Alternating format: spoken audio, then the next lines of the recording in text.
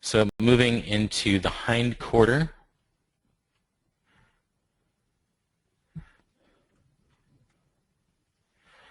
I want it to read lion, so I need to go in with lion. As much as my logic and reasoning tells me that this would make it a much more faster runner, I have to remember it has wings, and this lion is so unique, and it really is a graceful form. I mean, look at that transition into the body. This is beautiful. So I definitely want to keep this.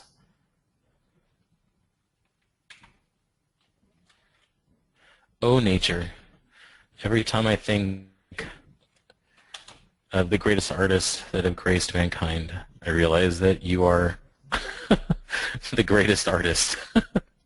You know, it's funny. You come up with creature designs, and you're like, oh man, that's so weird, that's so funky. And then 2 weeks later, so your first time seeing the Dumbo octopus, or your first time, seeing an oarfish. Even an oarfish is freaking weird. As nature is absolutely the best designer. As visual artists, we are pale imitators, even the best of us.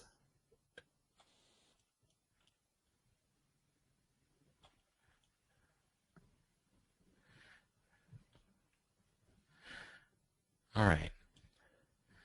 So what I'm really missing is the back portion of the leg, is all that power back there.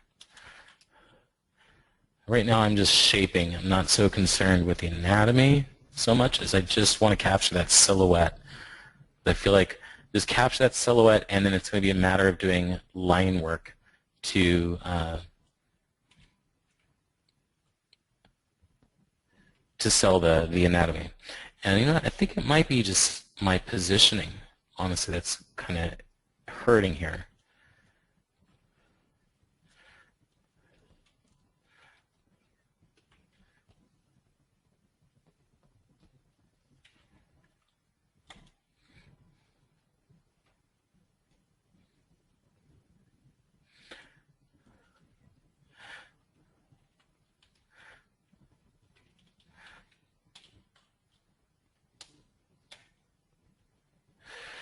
This is also an issue with image plane.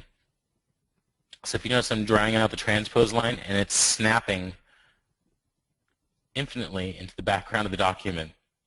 Right? So when I'm drawing out the transpose line, I want to switch to my other view. Let's see if my shortcut's working. Awesome. And let's try that again.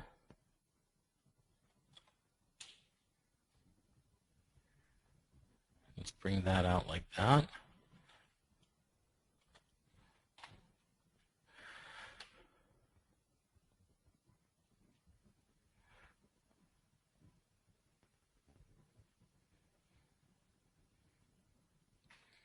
Let's bring it back even more.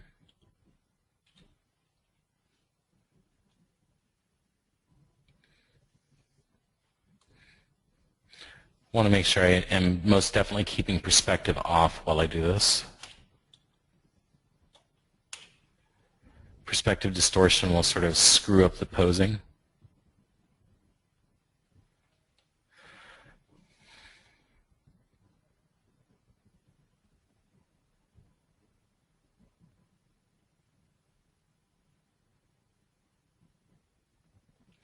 That works. All right, so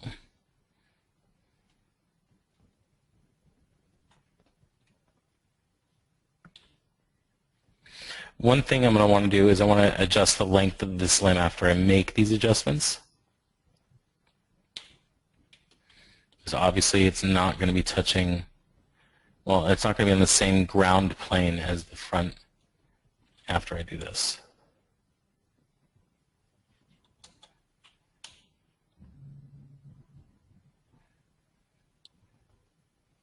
All right, I think that's a good starting point. And then I don't know if I want to mess too much with the relationship between the joints. So I'm going to mask off the entire area. Go into my transpose mode. Let's draw that out. Let's use the move mode, grabbing that last circle, holding down shift so it locks to this line, and just pull that up. Let's turn on our floor grid too. That might help. Yeah, it's not going to help because I got this loaded up back here. That's fine. I can always check it with my clip curve.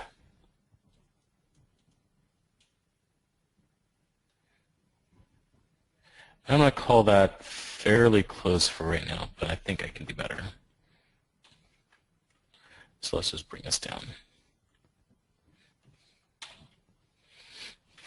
All right.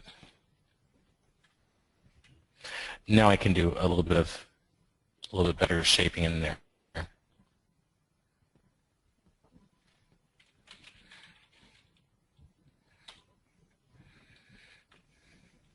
So we have this roundness in the front, sort of a flatness in the back here. I don't want to make it too meaty, but I want the silhouette to read.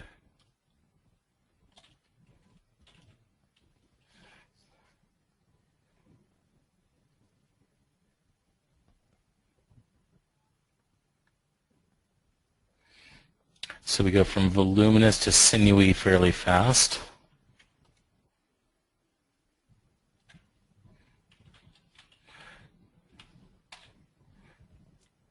So I'm going to bring that in.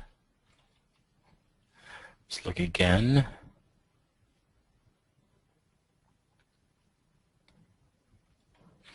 And I think I'm actually going to have to elongate this. There's no way around it. It's just not going to read right if I don't. As much as I want this to feel very lanky.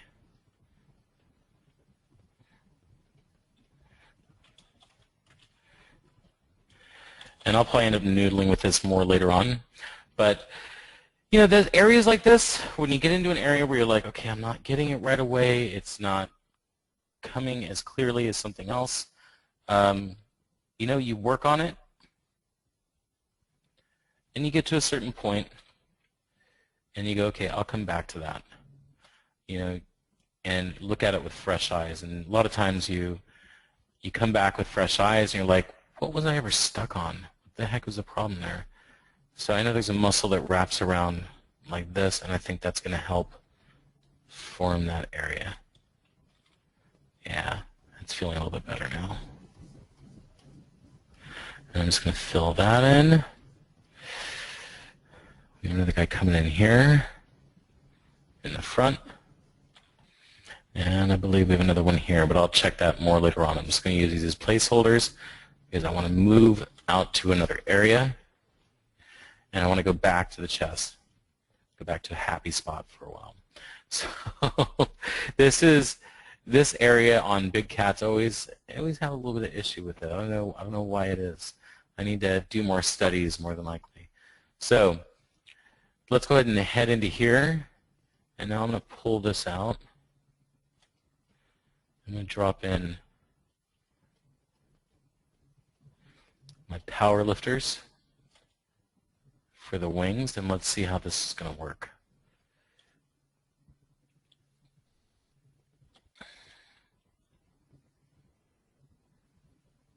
In reality, these probably should be the largest muscles in the entire body. But I don't want them to overtake my entire character. So we'll make them prominent, but not dominant.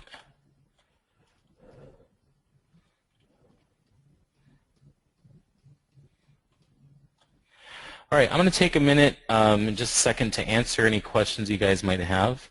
How are you guys doing? I mean, do you have questions? Do I need to take a minute? Do you guys want me to keep on just sculpting away?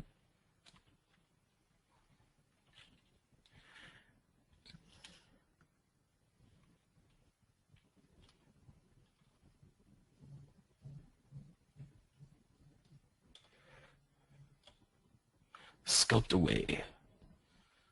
Okay, cool.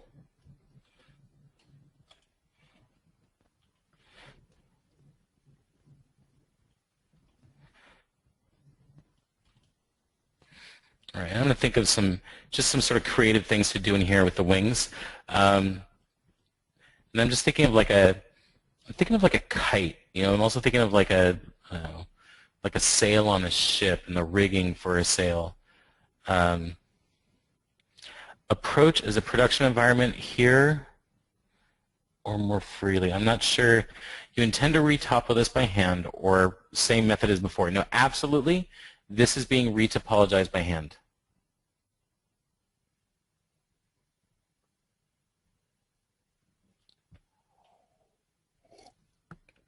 But honestly, once you learn how to kind of go through and do one sort of insertion, yeah, with Maya, we'll be using the modeling toolkit. I'll be relying heavily on QuadDraw, which is an awesome tool. I don't know how many of you guys have used QuadDraw.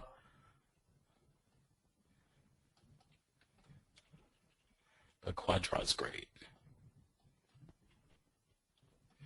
All right, so in through the back now, and I'm going to go ahead and drop in my lats.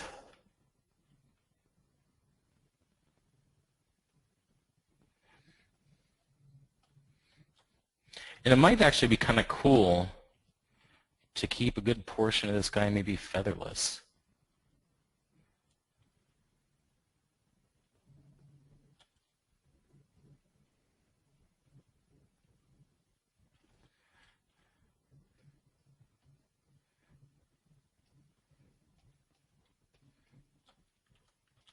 All right, so let's go traps. Is the way I'm thinking about it. Traps, lats, obliques, and I feel like he needs an external oblique.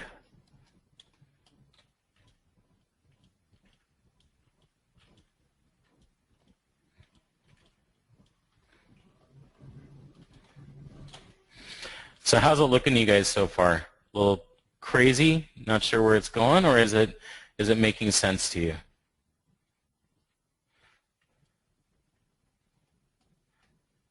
I mean, it's almost like I'm sculpting out an écorché.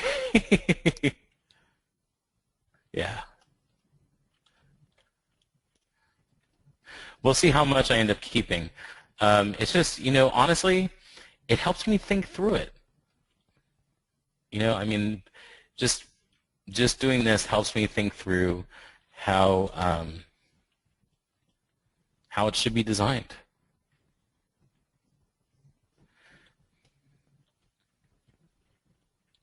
Will the feathers be sculpted or textured? Yes. The feathers will be sculpted and textured.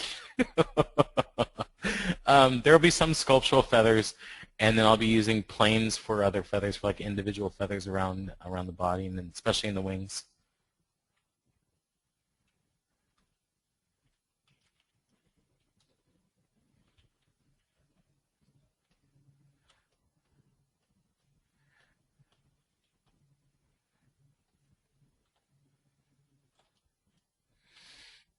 All right, so let's draw for my human anatomy, because I've never been in between the legs of a lion, and I don't feel like looking up imagery right now. Gracilis, and I'm sure they have something like the rectus femoris and the femoral bicep.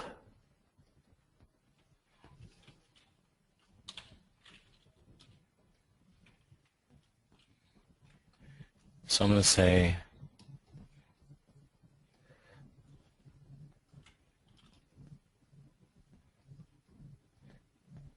drop that right there.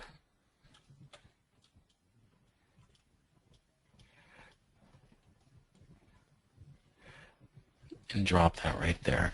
I'm still going to stave off the hands and feet. So let's see. Let's look at why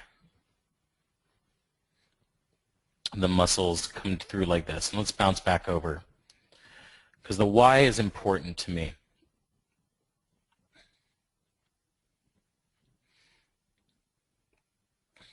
So here we have the actual thing, or at least an illustration of the actual thing, right? So we're looking at an animal that pounces. So we have this large muscle right here that looks like a slingshot for the back legs. Right? If you look at the size of that muscle, think about the gorilla, right? And this is the muscle that reloads that slingshot, right? So this is a slingshot here, just ripping the leg back. Okay.